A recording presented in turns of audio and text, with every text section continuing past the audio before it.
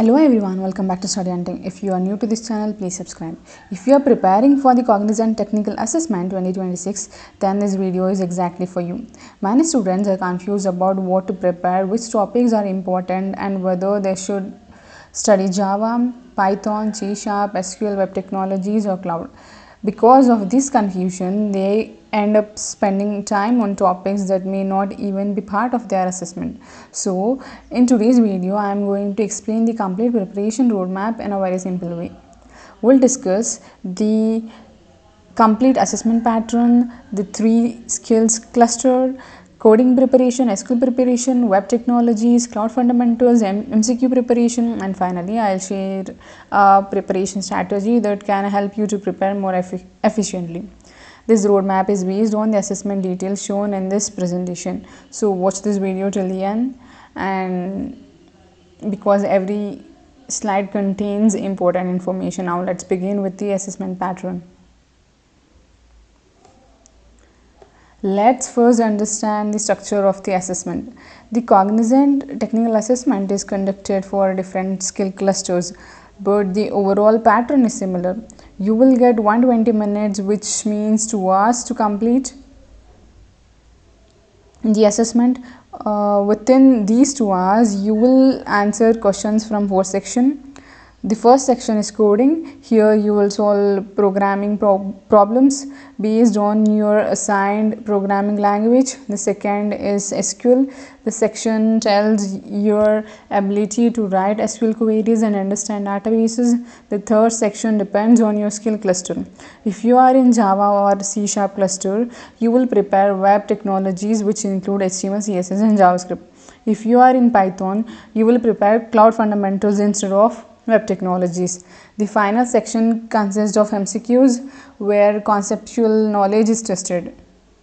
Understanding the exam pattern before starting preparation is extremely important because it helps you to divide your study time properly. Instead of studying everything equally, you can focus more on the section that carry greater importance. Now let's begin what each skills cluster contains. Cognizant provides 3 different technical skill clusters. Let's understand them one by one. Skill cluster 1. This cluster focuses on Java, ANSI SQL, HTML, CSS, and JavaScript. If you are assigned this cluster, Java will be your primary programming language. Most programming questions will be from Java. Concepts like loops, arrays, strings, oops, collections, and exception handling. Along with Java, you will also prepare SQL and basics web technologies. Next, skill cluster 2. This cluster includes Python, ANSI SQL, cloud fundamentals. Instead of HTML, CSS, and JavaScript, this cluster focuses on cloud computing. You will prepare Python programming and understand cloud concepts like deploying models and cloud services. Skill cluster 3. This cluster includes C#, ANSI SQL, HTML, CSS, and JavaScript. This is similar to skill cluster 1, but the programming language changes from Java to C#. One important point mentioned in the assessment roadmap is that a large option of the technical questions comes from your selected programming language along with SQL. So, while every topic is important, spend extra time mastering your programming language and SQL. Now let's move one of the most important section is coding. Coding is usually the section that students worry about the most. But the good news is that the questions are generally easy to medium level. The important topics include arrays, strings, hashing, 2 pointers, sliding window, searching, sorting, matrix, basic object-oriented programming. Instead of solving hundreds of random problems, start by mastering these core topics.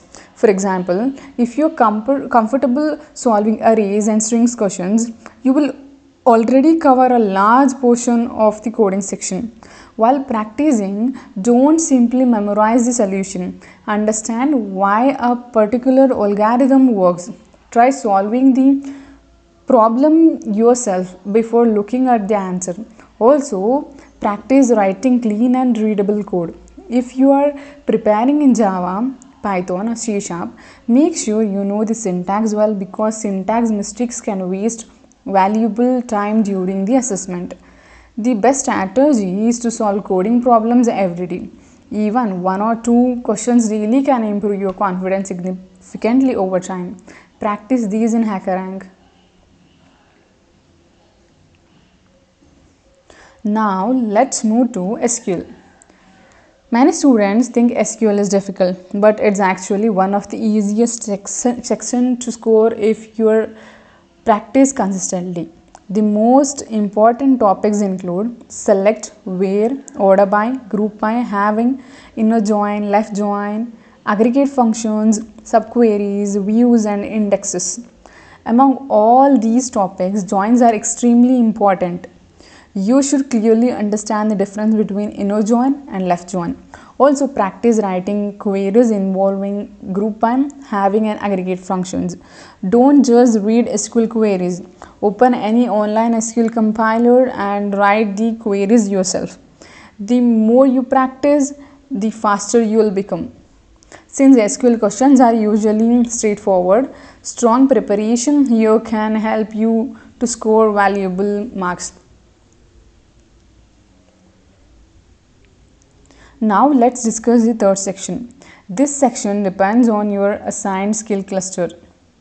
If you are in skill cluster 1 or skill cluster 3, means Java cluster or C# cluster, you will prepare web technologies. The important HTML topics include tags, forms, tables. For CSS, prepare selectors, box models, styling. For JavaScript, prepare variables, functions, loops, DOM basics. These are beginner level concepts, so focus on understanding how they work practically.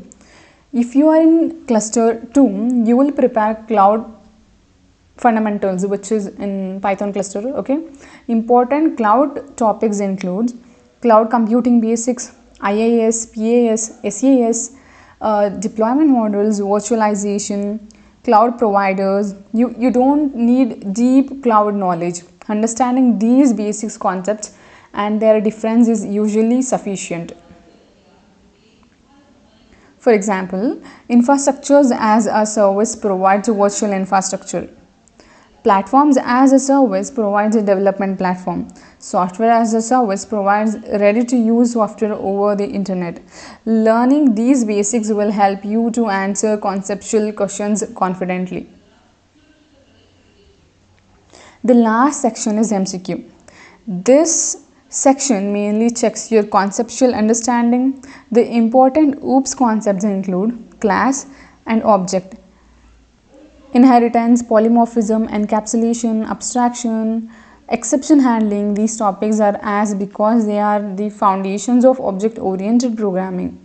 Instead of memorizing definitions, understand where each concept is used. For example, why do we use inheritance? What is the advantages of polymorphism? When do we use exception handling? Understanding these concepts will help you to answer application-based questions. If your skill cluster includes cloud fundamentals, revise basic cloud services and deployment models before the assessment. Spend more time solving MCQs from previous placement papers because many concepts repeat in different forms. Now let's summarize everything into one preparation plan. If you are starting today, here's a simple strategy. First, understand your skill cluster. Know whether you are preparing for Java, Python or C#. Second, solve coding questions every day. Focus on array, string, searching, sorting, hashing and matrix problems. Third, revise SQL queries. Practice writing queries involving select, group by, having and especially joins. Fourth, prepare web technologies or cloud fundamentals based on your skill cluster. Fifth, revise object-oriented concepts. Finally, solve previous year questions because they help you to understand the actual assessment pattern. Don't try to study everything in one day. Make a day study plan. For example, 1 hour coding, 30 minutes SQL, 30 minutes web technologies or cloud, 30 minutes revision. Consistent preparation always gives better results than studying continuously for one day and then taking long breaks. Believing in your preparation, stay consistent and keep practicing. I hope this complete roadmap helps you to prepare better for the Cognizant Technical Assessment 2026. If you found this video helpful, don't forget to like, share and subscribe for Study Hunting. Also press the bell icon so that you don't miss any upcoming placement updates, hiring notification, interview preparation videos and the technical assessment roadmaps. Thank you so much for watching. All the best for your Cognizant Technical Assessment and I'll see you in the next video.